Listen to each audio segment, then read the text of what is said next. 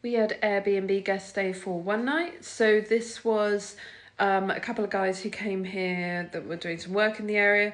We usually get those kind of bookings on booking.com rather than Airbnb. So this is our first like work-based booking, I guess you would call it. So we booked in as one guest, but actually there were two. But we'll have a look and see how they left the place. So this is the entrance from our side of the house.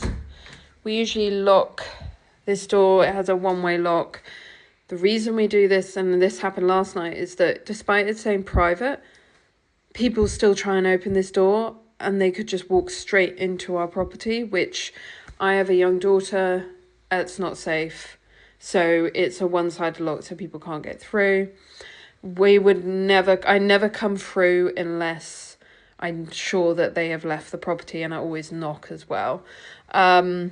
So this was set up as a twin because I have guests coming this weekend that have some kids and they wanted a twin. So I did message him to say one of the rooms is set up as a twin, but the other is a double. I hope that's okay. If you want me to make it into a double, I can, but he was fine with that. So they used this room. Like I said, I thought it was one guest. They logged as one guest, but there were definitely two of them. Absolutely fine, but I did not leave enough towels, but they didn't message me to say anything. This looks all really neat. They arrived quite late, so I wasn't expecting them to take the bins out. Looks like they've had some of the milk. They didn't touch the bread, so that's fine. I expect they left pretty early. The bathroom's neat and tidy, and so is the sitting room. So absolutely fine. It is absolutely pouring with rain today. It is awful, but yeah. So as I say, these were the first people staying for work. So workmen from Airbnb. They left the place, cannot complain.